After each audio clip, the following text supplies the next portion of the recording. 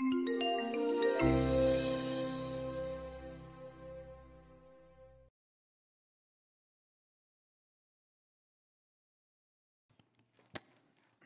good morning. Thank you for having me here today.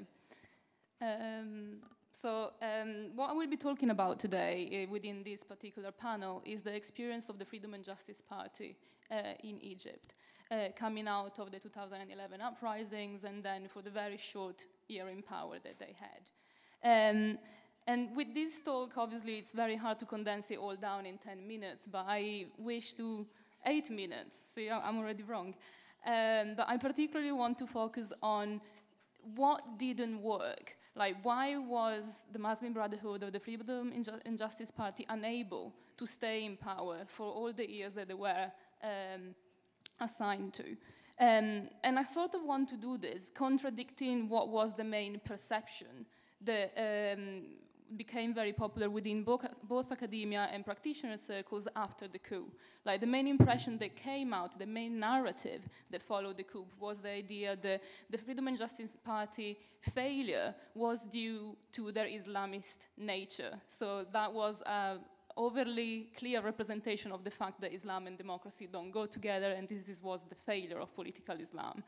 Obviously, that statement is problematic and factually incorrect, and we're all very aware of that.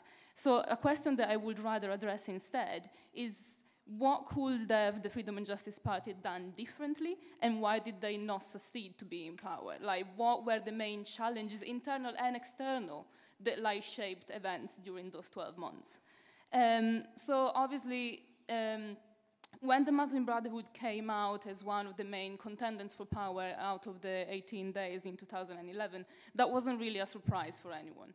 Like, we are talking about one of the oldest and most organized Islamist organizations in the region, with the incredibly well-functioning internal structure and a history of engagement with Egyptian politics, from both the civil society perspective to the running as independents and somewhat being involved despite being declared an illegal organization. So this history of civil society made sure that when the Muslim Brotherhood came out of the uprisings, they already had a very strong political support basis with which to run for elections.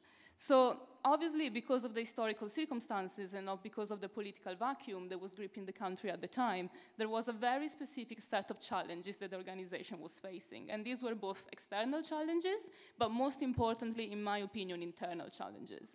So the external challenges obviously were represented by the army and by the deep state, which, as we all know today, were not at all removed by the revolution.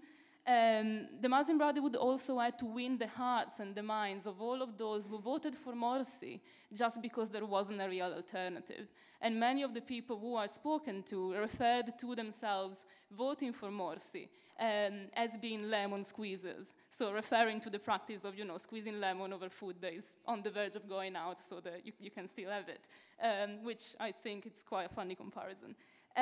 Obviously, there were a lot of challenges that were presented by the democratic transition, which was completely independent from the Muslim Brotherhood in itself. This is something that every party would have faced at the time. And also, the last external challenge was realizing that winning through the ballot box was not enough.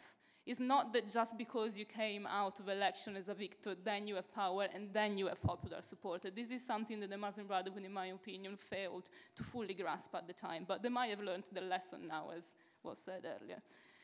Going to the internal challenges, I think that these were the real ones that shaped the Freedom and Justice Party behavior and eventually what happened during the course of the 12 months. So the history of the Muslim Brotherhood is a history of internal divisions. And this is a very controversial topic because all of the Muslim brothers that I have interviewed during my research vehemently denied this. They do not want to acknowledge that there was a struggle for leadership that had been going on for decades. But I think that it's quite clear to trace, and it's very clear not only in the literature, but also in the practice. So this struggle for leadership between the conservative side of the Muslim Brotherhood and the reformist side, so the Kutubis versus the Al-Tilmisanis, if you want, really came to the fore in 2011. And the Freedom and Justice Party was very much shaped by this schism. So we're looking at two leaders within the Muslim Brotherhood at this particular historical point, this being Al-Sharq and Futu. And we see how the conservatives ended up really ruling the organization at the time. The Freedom and Justice Party was very much a creation of the conservative side of the Muslim Brotherhood, and that in turn alienated a very big portion of the membership of the party. I've spoken to several Muslim brothers who left the organization when the Freedom and Justice Party was created because they lamented not being listened to, they lamented being excluded by their own party, and they talk of almost a cliché within the Brotherhood in itself. So when this is the basis according to which you form a party that is supposed to rule a country, then you see why the premises are not the best. Obviously, all these challenges that are ideological in nature, because are very much based on, do we need to focus more on dawah, or do we need to like fully engage with politics? Like, what do we do with external parties, like do we strike alliances or not, really shaped what happened over the next 12 months. So what happens, I think, is that there are four main reasons why the Freedom and Justice Party sort of ended the way it did. Like, the first reason is that they formed a government that was based on loyalty rather than expertise, and that can be seen in the composition of the cabinet. The second reason was the Muslim Brotherhood arrogance, it's not the right term, but hubris, I guess, and the refusal to cooperate with the secular parties and other organizations, because obviously, according to their history, they didn't really trust anyone, but at the same time, they didn't try to bridge that gap in that sense. There was also a misunderstanding of how much power they actually held. Again, like winning through the ballot box is not enough. Morsi was only elected with 51% of the popular vote, which is really not that much. And they were so busy fighting each other that they did not realize that the status quo in Egypt had not actually changed that much. And the last reason, I guess, is the role of the army and the deep state.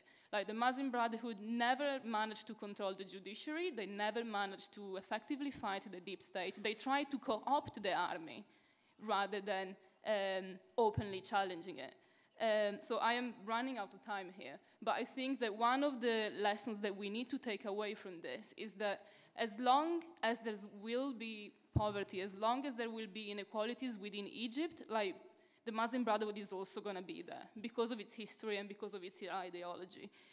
But I think that the organization in itself needs to do a lot of soul searching right now in terms of redefining what their priorities are and of what their strategies are as well.